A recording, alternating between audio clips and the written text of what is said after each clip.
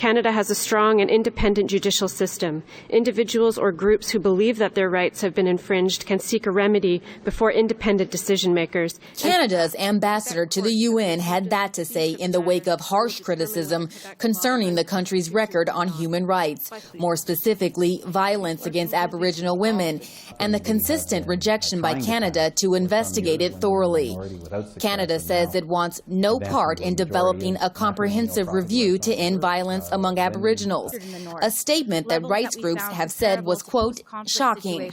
This as the UN's Human Rights Council is conducting a thorough review into Canada's records. In response, this week, countries like Cuba, Russia, and Iran criticized Canada on the very matter.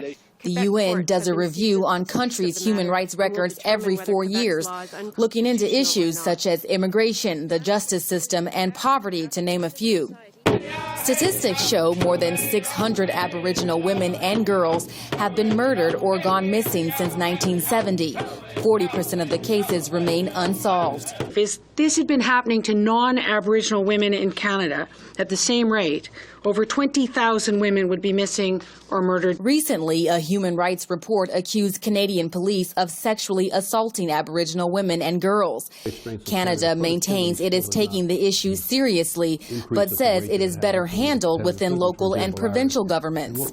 The Liberal Party of Canada has been calling for such an inquiry for years, echoing not only the demands of the Aboriginal leadership from coast to coast to coast, but most recently the urging of all provincial and territorial premiers. But the Conservative government has refused calls for such a national inquiry.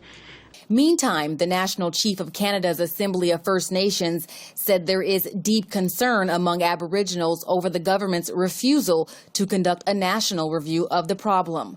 Ashante Hathaway, Press TV, Montreal.